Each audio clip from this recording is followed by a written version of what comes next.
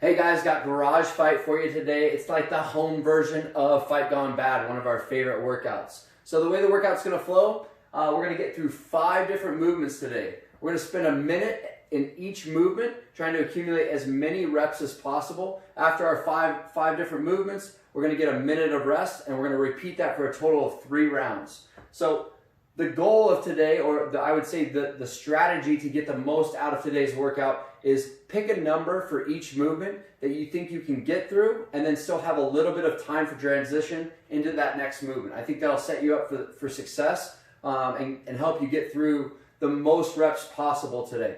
We're going to start off on the limited equipment side, and the first movement we're going to do in the limited equipment version is going to be a single dumbbell. It's the only equipment that you need for today. We're going to do goblet thrusters. So we're still getting to full depth, just like we normally do, and then driving the dumbbell up and overhead. I'm going to say the focus is going to be keeping your heels on the ground. Having this dumbbell in that front rack position is going to want to pull you forward. So focusing on keeping your heels on the ground in the bottom of the squat, and then really squeezing the butt cheeks as your hips are opening up to drive that dumbbell up overhead. That's going to help you out with those dumbbell thrusters.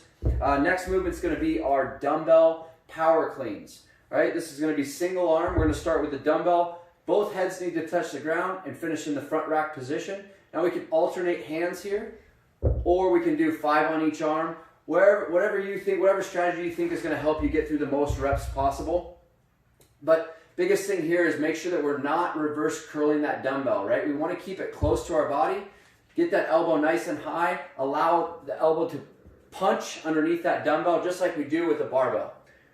Next movement is going to be our jump over. So we're going to put our dumbbell on the ground and simply just jump over it.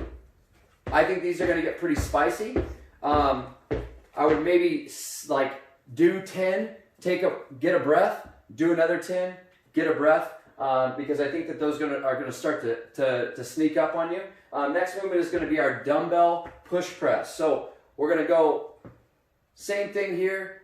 You can alternate arms if you'd like, however much you'd like. I'd recommend probably doing 5 per arm. I think that that'll probably be a good way to manage those push press. Make sure that you're getting a good dip. Let that dumbbell kind of rest on your shoulder a little bit. That seems to help a lot. After our dumbbell push press, then we're going to go right into our burpees. We all know the standard for burpee, but I'm going to have Marley do one. Chest and hips touch the ground. We jump, we clap. Hallelujah, we love burpees, right? So that's going to be your limited equipment version. Next, we're going to get into our no equipment version. So we're going to start off with our odd objects. First off, as far as odd objects go, you guys get creative, right? I gave you an example of using a backpack yesterday. We're going to do that again today. You got kids, they're sitting around, their books are sitting in here. These things can get super heavy. I don't know if you picked up your kid's backpack lately or not, but these things get pretty dang heavy, and we can utilize these to help us add a little challenge to our workout. Make sure that you tighten up the straps. That'll help with using that thing to its fullest potential. Then we also have, if you don't have a backpack, you can use just a regular travel bag. Same thing. Load it up with books, make it heavy and challenging. And then everybody hopefully has some sort of jug sitting around, right? Whether it's a laundry detergent jug or a gallon of water, we can use this. And I know everybody has a water bottle sitting around. Fill it up with water. This thing weighs probably roughly about 8 pounds. And this is probably about 5 pounds, right? Either way, it's going to add a little challenge to your workout. So we're going to start off with the odd object thruster. So with our backpack, same thing. We can put the backpack in the front rack position, get a full squat, and press it overhead. Simple enough. We can do that with our bag as well.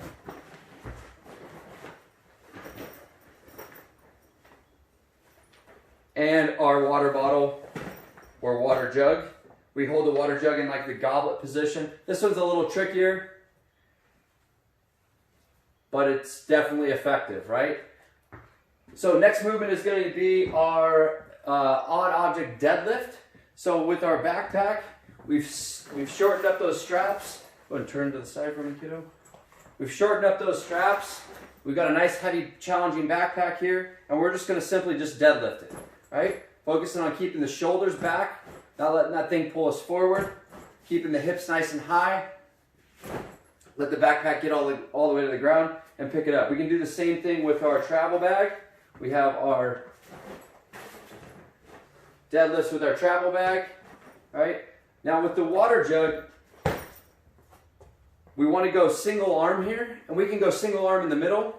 But what I would rather see you do is do it off to the side. This is a little bit more challenging, right? Because it really makes us focus on keeping more stable through our core. I would say 5 on each side with that. And we can do the same thing with our water bottle, just picking it up and putting it down. Simple enough, simple little modifications. Then we're going to go jump over odd object. If you don't want to jump over one of these things, totally understandable. If you don't feel comfortable, then we can always jump over just a straight up line on the ground. All right, simple enough.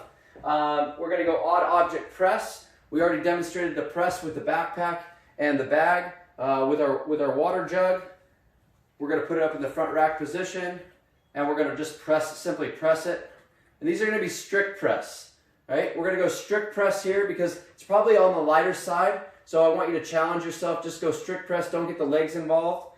We can do that with the water jug or our water bottle.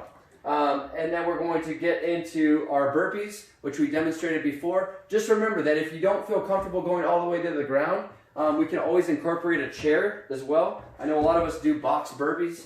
So we can use a chair where we step up or we jump up, jump and clap, right? So simple modifications for Garage Fight. Can't wait to see all the results on the blog. Hope you guys enjoy. We'll see you on the blog. Garage Fight.